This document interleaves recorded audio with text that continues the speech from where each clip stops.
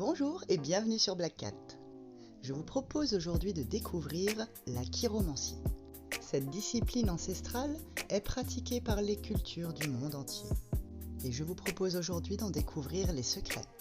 Pour commencer cette initiation à la chiromancie, je vous propose quelques bases pour apprendre à lire dans les lignes de la main.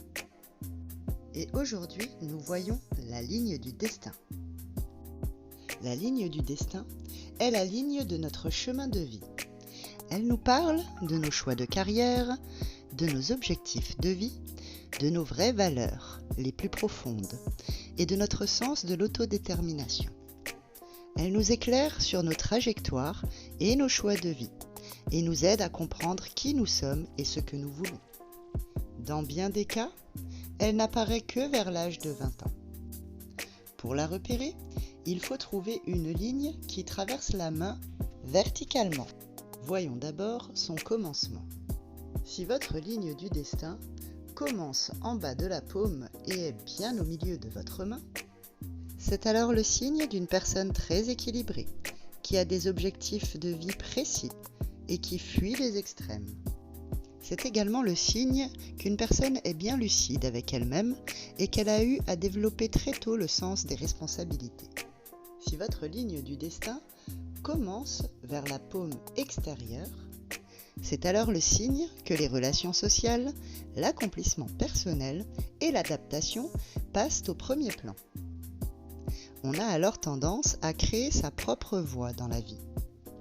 C'est souvent des personnes naturellement bonnes avec beaucoup de sociabilité et qui n'ont pas peur d'évoluer dans le travail ou d'en changer régulièrement.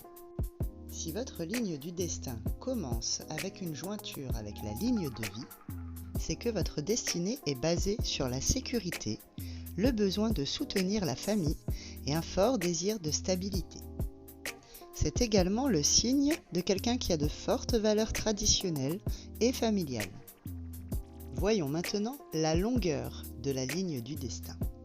Si votre ligne de destin est longue, c'est-à-dire qu'elle prend au moins les 3/4 de la main, c'est que votre sens des responsabilités est fort et que votre personnalité est plutôt stable. C'est également le signe que vous êtes passionné par le travail et que votre dévouement y est grand. Très souvent, cette ligne est plus longue sur la main passive que sur l'active. Rappelons que la main active est la main avec laquelle vous écrivez. Et donc, si votre ligne du destin est plus longue sur la main active que la passive, c'est souvent le signe que votre carrière ou votre vocation passe avant tout, même votre famille. Si votre ligne du destin est courte, c'est-à-dire qu'elle ne prend environ qu'un tiers de votre main, elle sera dans ce cas souvent visible dans le milieu de la paume. C'est souvent le signe d'une maturité tardive, d'une personne qui a entretenu son âme d'enfant plus longtemps et qui met un peu plus de temps à trouver sa voie.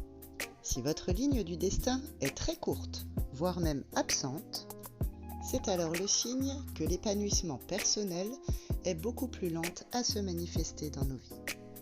C'est également le signe que la personne a vraiment du mal à lâcher le monde de l'enfance et retarde le plus possible la prise de responsabilité. Intéressons-nous maintenant à la qualité de cette ligne du destin. Si vous y constatez une série de petites lignes, hachurées ou striées, c'est le signe de gros efforts dans la vie et de grandes réussites. Cet aspect est néanmoins révélateur d'une personnalité en proie à des luttes intérieures. La personne se donne alors beaucoup de mal pour essayer d'être un fils, une fille ou un parent parfait. Si vous constatez des petits îlots sur la ligne du destin, c'est-à-dire des petits ronds, cela indique des périodes de stagnation professionnelle. On peut alors avoir du mal à s'investir et à faire son chemin dans le milieu pro. S'il n'y a qu'un seul îlot, c'est alors le signe d'un manque de persévérance à un moment donné ou pour un travail précis. On peut ressentir le manque de motivation pour réussir. Si vous constatez que de petites lignes rejoignent la ligne du destin, alors c'est souvent le signe de nouvelles influences bénéfiques dans la vie. Il peut s'agir de quelqu'un d'important ou quelqu'un de puissant qui se manifeste et vous donne un nouvel élan. Sur la main active, ils peuvent être la marque d'une bifurcation vers de nouveaux centres d'intérêt plus personnels. Et dans les cas où ces traits relieraient la ligne du destin et la ligne de vie, c'est alors l'indication de promotion importante ou de grandes influences familiales. Voyons enfin la terminaison de cette ligne du destin. Si votre ligne du destin se termine par une fourche ou un trident, cela révèle alors des dons ou des talents exceptionnels. C'est un signe très positif qu'on associe souvent à une réussite brillante dans toutes sortes de domaines. C'est également le signe d'un renouvellement constant. Si votre ligne du destin se termine à la ligne de tête, cela signifie qu'à l'âge approximatif où la ligne s'arrête, la personne a trouvé une méthode pour continuer à travailler en déléguant ou en prenant un grand recul. On consacrera alors plus de temps vers la famille ou vers ses loisirs ou des intérêts personnels. Et si votre ligne de destin se termine sur la ligne de cœur, c'est alors le signe que vous mettez tout votre cœur dans votre travail et que vous y êtes extrêmement motivé.